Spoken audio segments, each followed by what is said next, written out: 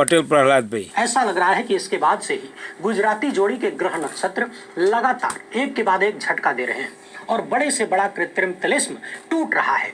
याद करिए, पहले हिंडनबर्ग का मामला, फिर इलेक्टोरल बॉन्ड का अवैध घोषित होना, पोल खुलना, फिर लोकसभा चुनाव में ऐतिहासिक झटका और उसी चुनाव से पहले तमाम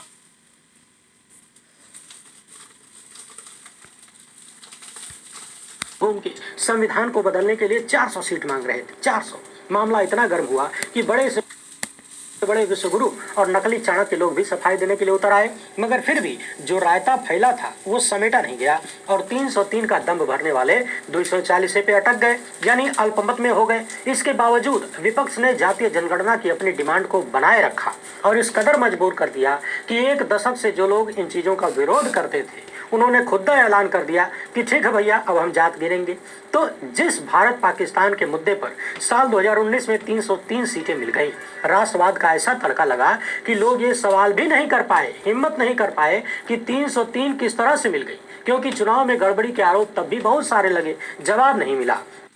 This is the ozone trick used. वोटों में बड़ा अंतर देखा गया तब भी अब भी। लेकिन अभी का मामला यह है कि साल 2024 के लोकसभा चुनाव में जिस संविधान को बदलने का ऐलान तमाम भाजपाई कर रहे थे, उसी संविधान को जीने, उस संविधान को पूर्णतः जमीन पर उतारने की कोशिश करने वाला भारत का चीफ जस्टिस बन चुका है। जी हाँ, मैं बात कर रहा हूँ नए मुख्य न्यायाधीश BR गवई की। एक संबोधन में चीफ जस्टिस ने डॉक्टर अम्बेडकर, उनके संवैधानिक आदर्श और संविधान को लेकर जो बातें कही हैं, साथ ही सामाजिक और आर्थिक न्याय को लेकर जो बातें कही हैं, निश्चित ही नफरती चिंटुओं और एक खास विचारधारा के लोग इसे पचा नहीं पाएंगे। इसके साथ ही न्यायिक नियुक्तियों को लेकर भी और वहां पर महिलाओं, SC, ST और OBC उम्मीदवारों को लेकर जो बात कही गई है, ऐसा लग रहा है कि जातीय जनगणना से पहले ही चीफ जस्टिस कम से कम न्यायपालिका में सामाजिक न्याय स्थापित कर देना चाहते हैं। कुछ और बातें इन्होंने कही हैं, उन सब पर विस्तार से बात करेंगे। इसके साथ ही चर्चा होगी गुजरात मॉडल की, जो नरेंद्र मोदी आए दिन आदिवासियों का हितैषी बनकर वोट मांगने की जुगाड़ में लगे रहते हैं। उन्हीं के मंत्री का बेटवा आदिवासियों और गरीबों के हिस्से का पैसा खा गया है। अब आप सोच रहे होंगे कि कितना खाया है, तो 1 करोड़, 2 करोड़, 10 करोड़ नहीं, पूरे 71 करोड़ और मामला कई 100 करोड़ का बताया जा रहा है। इस पूरी कहानी पर भी बात करेंगे। इसके साथ ही चर्चा करेंगे कि कैसे मोदी सत्ता के 11वें साल में गोदी मीडिया भी नंग धड़ंग हो गया है, यानी इस्लामाबाद पर कब्जा करवाने, परमाणु हमले की बात करने और हजारों झूठ परोसने के बाद भी देश की जनता ने गोदी मीडिया को मुंह नहीं लगाया। एक गजब की रिपोर्ट आई, इसे जरा ध्यान से देखिएगा। पहली बार है तो चैनल को सब्सक्राइब करके घंटी बजा दीजिए टंग से। हर एक वीडियो को लाइक और शेयर करना जरूरी होता है। इसके अलावा आपको मालूम है कि फिलहाल लोकहित इंडिया चैनल पर एक न्यूज एजेंसी ने 2 स्ट्राइक भेजा है। तीसरी आते ही ये चैनल गायब हो सकता है। इसे बचाने के लिए आप सबके सहयोग की जरूरत है। 18 लाख प्लस GST का भुगतान हमें करना है। इसलिए स्क्रीन पर दिख रहे QR कोड, मोबाइल नंबर या अकाउंट नंबर का प्रयोग करते हुए जो भी हो सके आर्थिक सहयोग भेजते रहिए। इसके अलावा डिस्क्रिप्शन में और कमेंट बॉक्स में पिंड कमेंट में हमने जो लिंक दिया है व्हाट्सएप चैनल का, उसे ज्वाइन कर लीजिए ताकि किसी विपरीत परिस्थिति में भी हम और आप जुड़े रहें। वर्तमान चीफ जस्टिस BR गवई की चर्चा करने से पहले आपको याद दिलाना चाहता हूं पूर्व चीफ जस्टिस DY चंद्रचूड़ की वो बात जो उन्होंने शपथ लेने के तुरंत बाद कहा था। पत्रकारों से बातचीत में उन्होंने कहा कि मैं इस देश की जनता का भरोसा न्यायपालिका में बढ़ाऊंगा। बाकी कितना बढ़ा कर गए, कितना घड़ा कर गए, क्या चौपट करके गए, ये कहने सुनने की अब जरूरत नहीं है। बहुत बार कह चुके हैं, बता चुके हैं। ये बात इसलिए याद दिलाया क्योंकि वर्तमान चीफ जस्टिस का कहना है कि मैं इंटरव्यू वगैरह इसलिए नहीं देता हूँ क्योंकि एक जज को काम करना चाहिए, वादे नहीं करने चाहिए। दरअसल इन्हें लेकर बात होती है कि शर्मीले स्वभाव के हैं, तो उन्होंने खुद ही इसका खुलासा किया और कहा कि जजों को समाज के साथ जुड़े रहने में कोई दिक्कत नहीं है। जुड़े रहेंगे, बातचीत होगी, मेल मुलाकात होगी, तभी तो समाज के मुद्दों को बेहतर ढंग से समझ पाएंगे। मैं कुछ हद तक शर्मिला हूँ, लेकिन मुझे लोगों से मिलना जुलना पसंद है। कुछ लोगों ने कहा कि आप चीफ जस्टिस बनने वाले हैं, मिलना जुलना अच्छा नहीं है, कम कर दीजिए। लेकिन मैं अलगाव के उस सिद्धांत से मैं विश्वास नहीं रखता हूँ, क्योंकि जब तक आप लोगों से मिलेंगे जुलेंगे नहीं तो समाज में क्या चल रहा है उसके बारे में जान नहीं पाएंगे। केवल ब्लैक एंड व्हाइट में फैसला नहीं किया जा सकता। चीफ जस्टिस ने कहा कि मैं इंटरव्यू नहीं देता क्योंकि मैं कोई वादा नहीं कर सकता। मैं शुरुआत में ही वादा करने में भरोसा नहीं रखता क्योंकि बाद में मीडिया के लोग ही आलोचना करने लगते हैं, कहने लगते हैं कि इन्होंने फला फला बातें कही थी लेकिन किया नहीं। यानी नए चीफ जस्टिस का मानना है कि एक जज के रूप में काम पर ध्यान दिया जाए तो बेहतर है। इंटरव्यू में वादे हो जाएंगे और वादे अगर पूरे नहीं हो पाए तो फिर आलोचना होगी। इसके साथ ही CJI ने कहा कि उनका न्यायिक दर्शन डॉक्टर अंबेडकर के संवैधानिक आदर्शों और उनके पिता की सक्रियता से बहुत ज्यादा प्रभावित है। उन्होंने अपने पिता की उस बात को भी याद किया जब उन्होंने सलाह देते हुए कहा था कि यदि आप वकील के रूप में काम करेंगे तो बहुत सारा पैसा कमा सकते चाहते हैं, लेकिन यदि आप एक संवैधानिक न्यायालय के न्यायाधीश बन जाते हैं तो आप अपने कर्तव्यों का निर्वहन करते हुए सामाजिक और आर्थिक न्याय के डॉक्टर अंबेडकर के विचार की विरासत को आगे बढ़ा सकते हैं। चीफ जस्टिस गवई ने कहा कि आज उन्हें अपने पिता की सलाह मान लेने पर खुशी है। इसके अलावा उन्होंने न्यायपालिका में नियुक्तियों को लेकर विविधता की आवश्यकता पर बल दिया। आप अक्सर सुनते होंगे, बार बार ये चर्चा होती है कि न्यायपालिका में एक वर्ग का कब्जा है और वर्ग तो वर्ग, परिवार का भी कब्जा है, ऐसे आरोप लगते हैं। इसे लेकर जस्टिस गवई ने कहा कि न्यायालयों में अधिक संख्या में महिलाओं, अनुसूचित जाति, अनुसूचित जनजाति और अन्य पिछड़ा वर्ग के उम्मीदवारों की सिफारिश की जानी चाहिए। उन्होंने सॉलिसिटर जनरल से अनुरोध किया कि आप सरकार तक हमारी बात पहुंचाइए, यानी जो खाली पद हैं उन्हें कम से कम किया जाए, यानी जल्द से जल्द पदों को भरा जाए, ताकि जो अदालतों में लंबित मामले हैं जिनकी संख्या करोड़ों में है उनकी समस्या दूर हो। यानी चीफ जस्टिस ने न्यायपालिका और कार्यपालिका को सहयोगात्मक तरीके से काम करने का आह्वान किया कि हम मिलजुल कर अपने न्यायपालिका में खाली पदों को भरें। कोशिश हो कि इन पदों पर ज्यादा से ज्यादा महिलाएं, SC ST और OBC वर्ग के लोग भी जगह बना पाएं।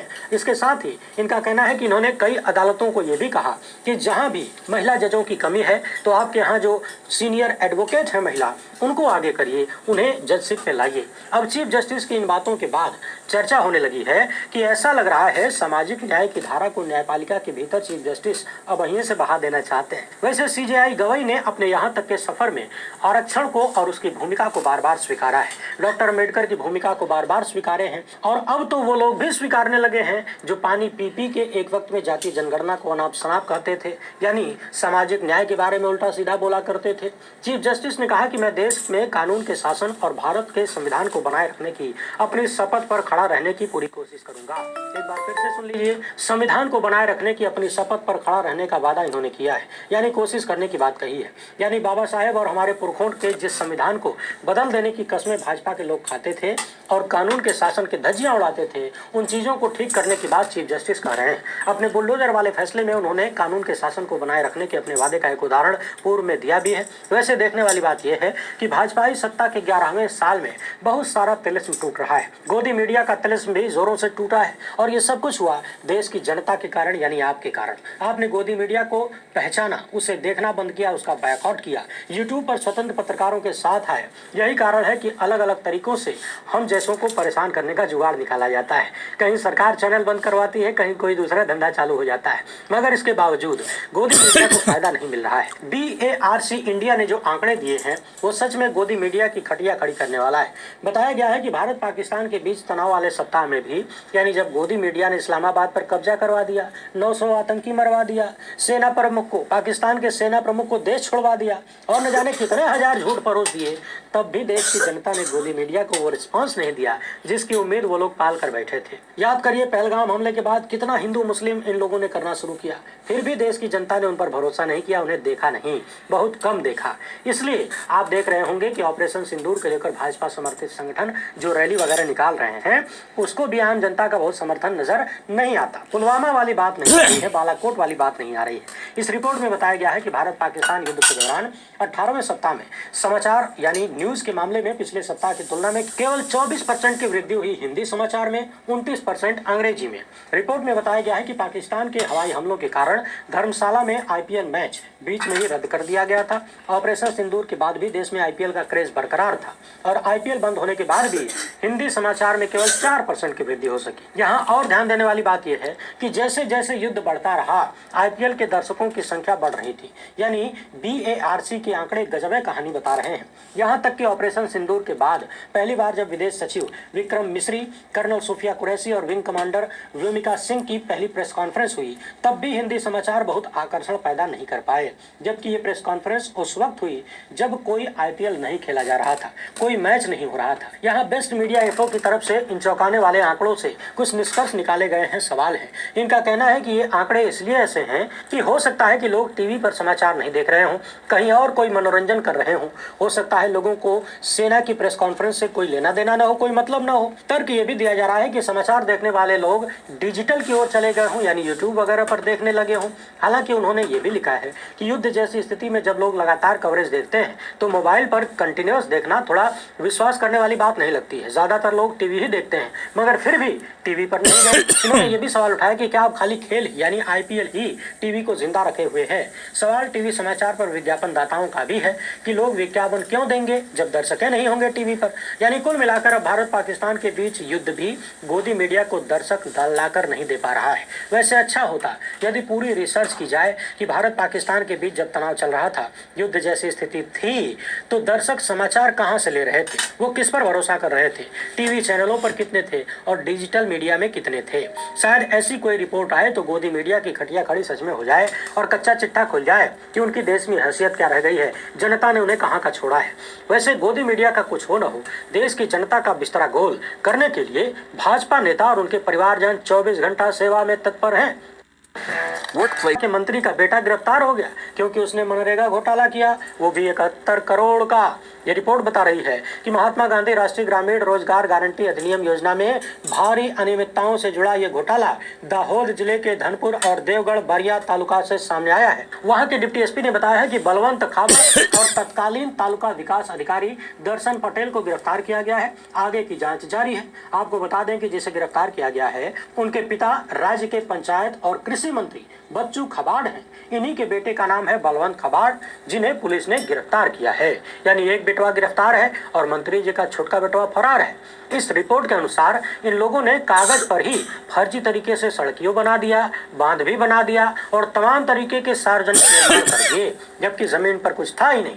मनरेगा के तहत आदिवासी रोजगार के लिए जो सरकारी धन था, यानी हमारे आपके टैक्स का पैसा, उसे कथित तौर पर फर्जी जाली प्रमाण पत्र और चालानों के माध्यम से इन लोगों ने यानी भाजपाइयों ने निकाल लिया और ये पैसा मंत्री के बेटे से जुड़ी हुई कंपनियों को यानी एजेंसियों को दिया गया। यानी सोचिए, एक तरफ खबरें आती हैं कि लोगों को मनरेगा के तहत काम नहीं मिल रहा है, बजटा नहीं है। पिछले वर्षों में खबर आई कि मनरेगा में काम करने वाले ज्यादा हो गए, यानी काम ज्यादा लोगों को चाहिए लेकिन काम है नहीं देने के लिए, क्योंकि सरकार के पास बजटें कम है, कम बजट दिया जा रहा है। सरकार ने उस तरह से बजट नहीं बढ़ाया। कम से कम इस बात को ध्यान रखना चाहिए कि भाजपा मंत्री का बेटा जब अकेले 71 करोड़ खाएगा तो बजटवा बढ़ा देते, कम से कम अपने मंत्री के बेटे के लिए तो बढ़ाना चाहिए था। सोचिए, आदिवासियों के नाम पर कितनी बड़ी बड़ी डींगे हाकी जाती हैं और यहाँ भाजपा मंत्री का बेटा अकेले 71 करोड़ डकार जाता है। इंडियन एक्सप्रेस की ये रिपोर्ट लिख रही है कि एक अनुमान के अनुसार 160 करोड़ के फर्जी दावों की जांच की जा रही है।